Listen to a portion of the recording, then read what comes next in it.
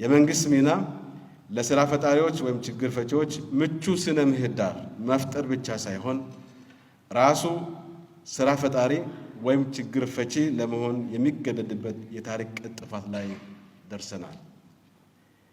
ከነዚህ የእይታ ቀያሪ ፕሮግራሞች የመጀመሪያው ምሰሶው የአመራር ልማት ፕሮግራም አንዱ ነው።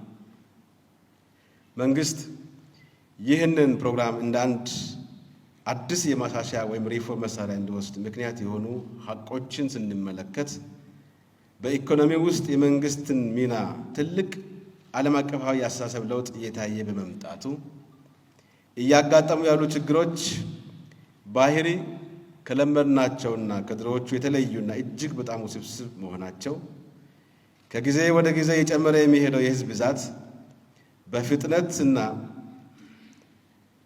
በፍጥነት እየገሰገሰ ያለው ዓለም አቀፋዊ ክልላዊና አካባቢ መጠነ ሰፊ አዝማሚያዎች በፈጠራና በፍጥነት ላይ የተመሰረተ የመንግስት ምላሽ ያስፈልጋቸዋል።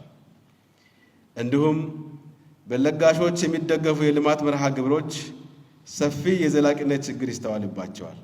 ከውጪ የሚሰነዘሩ የመፍትሄ መንገዶች ችግሮቻችንን ለመፍታት የተጸነሱም አይደሉም።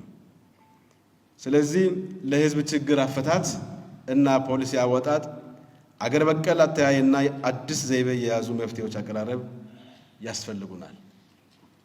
ይህ ስልጠና ያስፈለገበትም መሰረታዊ ጉዳይ የኢንተርፕሪነርሺፕ እና የኢኖቬሽን ስነ ምህዳር ግንባታ የአንድን አመራር ባህላዊ ወይም ተለምዷዊ አካሄድ የሚያናውጥና ነባሩን አሰራርና አስተሳሰብ ወይም አመለካከት በማናጋት አዳዲስ የፈጠራና የፈጣን ለውጥ መተግበሪያ መሳሪያዎችን የሚያስታጥቅ የአመራር ልማት ፕሮግራም ነው። የሥራ ክህሎት ሚኒስቴርና ከተጠሪ ተቋሞቹ አንዱ በሆነው በተለይ በኢንተርፕሪነርሺፕ ልማት ኢንስቲትዩት ስልጠናውን ለመላው ክልላችን አመራሮች እንዲደርስ በማድረጉ እጅግ በጣም ከፍ ያለ ምስጋና እንዳቀርብ ይፈቀድልኝ። የምንገኝበት 21ኛው መቶ ክፍለ ዘመን ፋታ የማይሰጡ ተደራራቢና የተለመደውን መፍትሄ አካሄድ በፍጥነት ዋጋ የሚያሳጡ ክስተቶች የሞሉበት ነው። የማባረር ረብሻ የዘመናችን ልዩ መለያ እንደመሆኑ በዚህ ተለዋዋጭ ሁኔታ ውስጥ ፈጠራንና ኢኖቬሽንን ልዩ መለያ ያደረገ መንግስት ያስፈልጋል።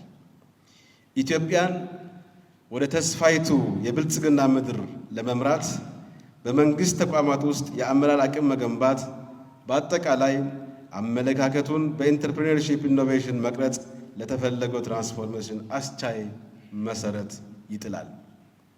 የሀገራችንም ሆነ የክልላችን ህዝብ ቁጥር በፍጥነት እየጨመረ መጥቷል። እጅግ ጠባብ መሬት ላይ ብዙዎቹ የሚኖሩበት አካባቢ ከሚባሉት ቀዳሚዎቹ ደቡብ ኢትዮጵያ ክልላችን አንዱ ነው። አብዛኛው ህዝባችን ወጣት ነው። የወጣቶች ባህር መሆናችን ግን እንደ ተግዳሮት ብቻ የሚታይ አይደለም። ምናልባትም በታሪካችን ለመጀመሪያ ጊዜ የገጠመንን ልዩ ዕድል አድርገን ልንመለከተው ይገባናል። ለአንድና ለመጨረሻ ጊዜ ከድህነት ለመገላገል የተሰጠን መሰላል ወይም ከባህሩ እንዳንሰምጥ የተለገሰን የመዳኛ ጀልባ ነው ማለት ይቻላል። ይህ ግን የሚሆነው ትውልዱን በኢንተርፕሪነርሺፕ እና በኢኖቬሽን መቅረጽ ስንችል ብቻ ነው። የዚህ ስልጠና ዓላማም የክልል መንግስታችን ችግር ፈቺ እንዲሁም እሴትና መፍትሄ ፈጣሪ እንዲሆን በማሰብ የተዘጋጀ ነው። ችግር ፈቺነት በግልም ሆነ እንደ መንግስት ከሁላችን የሚጠበቅብን አይነተኛ ተልዕኮ ነው። ይህ ቁልፍ የአመራር አቅም ግንባታ ፕሮግራም በተተገበረባቸው ተቋማት አዎንታዊ ውጤቶች እያስመዘገቡ መሆኑን ይነገራል። በተሞክሮም በአንዳንድ ክልሎችና መዋቅሮች በአካል ተንቀሳቅሰን አይተናል። የአመራር ልማት ስልጠና በመውሰድም በማደራጀትም የዘይቤ ልዩነትን በማምጣትም እጅግ በጣም ድንቅ የሚባል ለውጥ ያስመዘገቡ መዋቅሮች እየተፈጠሩ ናቸው። የደቡብ ኢትዮጵያ ክልልም የሰላም የመቻቻልና የብልጽግና ተምሳሌት ለማድረግ ከምንም በላይ የአመራር አቅም ግንባታ ፕሮግራሞቻችን በተለይ አዲሱን ዘይቤ ተከትለን መምራት የግድ ይለናል። ይህንን 3 ራዕዮችን ለማሳካት በተለምዶ አመራር ማሳካት አንችልም። ብዙ ርቀትን መጓዝ አንችልም። አዲስ ባህል፣ አዲስ ዘይቤ ተከትለን ያለንን ጸጋና አቅም አውቀን ውጤት ማስመዝገብ እንችላለን። እንደምንችልም ደግሞ የእስካሁኑ ጉዟችን ያመላክታል።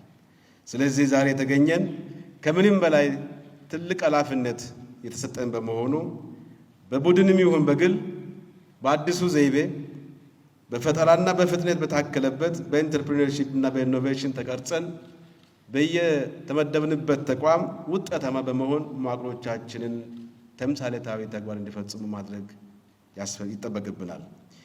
የሥራና ክህሎት ሚኒስትር ክብርት ወይዘሮ ሙፈሪያት ካሚል ይህ ስልጠና ለኛ ለዚህ ለደቡብ ኢትዮጵያ ክልል አመራር እንዲሰጥ ሁኔታዎችን በማመቻቸት ዛሬ በአጋጣሚ ድንገተኛ ፕሮግራም ስለገጠማቸው እንጂ በአካል ተገኝተው ይህን ስልጠና አብረን ለማስጀመር ፕሮግራም ከያዙ በኋላ በአጋጣሚ ማታ በተፈጠረው አዲስ ፕሮግራም ቢቀሩም ነገ መጥተው ጆይን ያደርጉናል። ሚኒስቴር መስሪያ ቤቱን እና የመስሪያ ቤቱ ማናጅመንት አባላት ለኛ አመራር ስልጠና ያስፈልጋል ብለን ጥያቄ ስናቀርብ አመቻችተው አቅደው ይህንን ሁኔታ እንዲፈጠር ስላደረጉ በክልሉ መንግስትም ታላቅ ምስጋና አድናቆት እንድታቀርቡ ጠይቃቸዋለሁ። የክልላችን ከፍተኛ አመራር አባላት ዛሬ የዚህ ታሪካዊ ስልጠና አካል የሆንን አጋጣሚውን በሚገባ ተጠቅመን በሚቀጥሉት 3 ቀናት ውስጥ ከተለመደው ወጣ ባለ መንገድ